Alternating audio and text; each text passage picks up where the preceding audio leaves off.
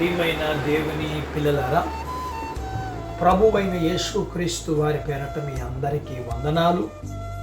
ప్రభువు పేరట మీ అందరికీ శుభములు, దీవెనలు కలుగునుగాక. ఈ ఉదయకాలం పరిశుద్ధ గ్రంథము నుండి దేవుని వాక్యాన్ని చదువుకుందాము. యెషయా గ్రంథము 42వ అధ్యాయం 16వ వచనాన్ని చదువుకుందాం.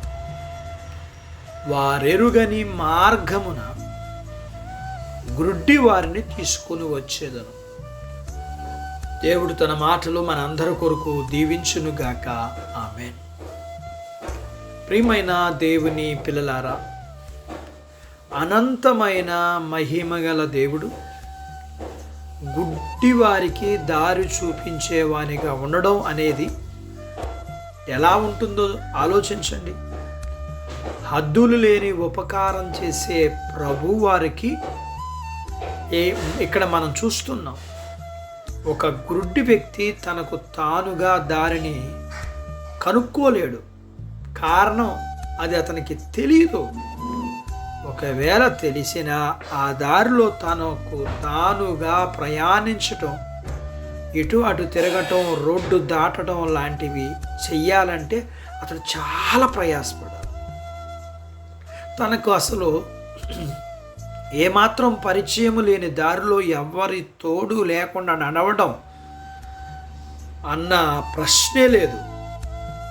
ఇదే విషయాన్ని మన ఆత్మీయ జీవితాలకి అన్వయించుకుందాం. రక్షణ మార్గాన్ని కనుక్కోలేని ఆత్మీయ గుడ్డితనం మనకు సహజంగా ఉన్నప్పటికీ ప్రభువే మనల్ని ఆ మార్గంలో నడిపించి తన దగ్గరికి చేర్చుకుని అప్పుడు మన కళ్ళు తెరుస్తాడు. భవిష్యత్తు గురించి ఆలోచిస్తే మరో గంట తర్వాత జరగబోయే దాన్ని చూడలేని గుడ్డివారం మనం. కానీ యేసు ప్రభువారు మనల్ని భవిష్యత్తులోకి నడిపిస్తారు. మన జీవిత యాత్ర ముగింపు వరకు ఆయనే మనల్ని నడిపిస్తారు. ఆయన నామము ఘనపరచబడునుగాక. ఏ మార్గములో మనకు విడుదల దొరుకుతుందో మనం ఊహించలేం. కానీ ప్రభు వారికి అంతా తెలుసు. కాబట్టి మనం ప్రతి అపాయాన్ని తప్పించుకుని గమ్యానికి క్షేమంగా చేరుస్తాడు, దగ్గరుండి నడిపిస్తాడు.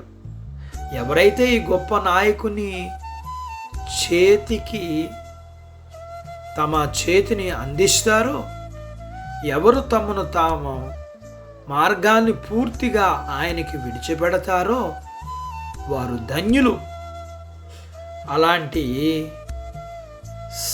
సంతోషంగా ఉంటారు వారు. మార్గం అంతా ఆయనే నడిపించుకుని వచ్చి మహిమా గృహానికి చేర్చినప్పుడు అంతం వరకు ఆయన ఏ దారి గుండా మనల్ని నడిపించుకుంటూ వచ్చాడు, ఆ దారిని మనం చూసేలా మన కళ్ళు తెరుస్తాడు. అప్పుడు మనకి ఎంత గొప్ప సహాయం చేసిన దేవుని ఎడల కృతజ్ఞతతో మధుర గీతాలను ఆలపిస్తాం. ప్రభువా, నేను దీవుడును అంధుడును, నీ బిడ్డను, నన్ను దయచేసి నడిపించు. కారణం నా మార్గం నాకు తెలియదని అడుగుతాము. అటు బాధ్యత దేవుడు మనకు దయచేయునుగాక. ఆమేన్. ప్రార్థించుకుందాం. నాతో పాటు ఏకీభవించండి.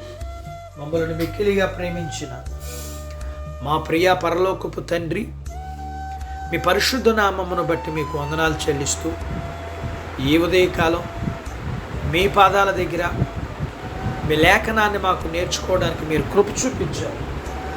నేర్చుకున్న లేఖనపు సత్య ప్రకారం మీరు మమ్మల్ని నీతి మార్గములలో నడిపించే మంచి కాపరివి. మేమెరగని మార్గములలో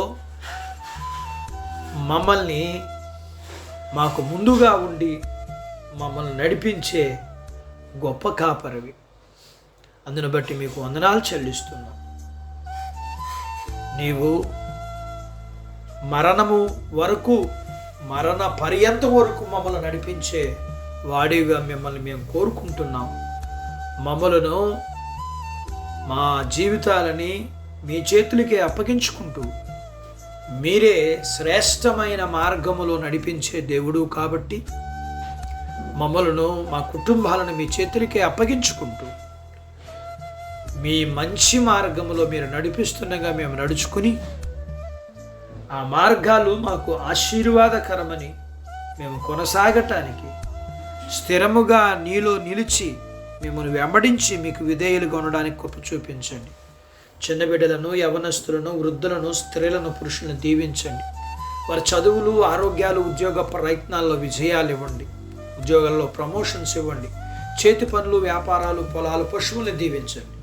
వివాహాలు కాని వారికి అవ్వటానికి, గర్భఫలములు లేకున్న వారికి ఇమ్మని, కలిగిన వారికి సుఖమైన ప్రసూతి ఇమ్మని, ప్రసూతైన తల్లి పిల్లలకు ఆరోగ్యాలు ఇమ్మని, మీ పిల్లల అవసరాలు, సమస్యలు, బలహీనతలు, రుణాల నుంచి విడిపించి మీ పిల్లలను దీవించమని యేసు ప్రభు వారి పేరట స్తుతించి ప్రార్థించి అడిగినవన్నీ పొందుకొని ఉన్నాము తండ్రి. ఆమెన్. దేవుడు మిమ్మల్ని దీవించునుగాక. ఆమెన్.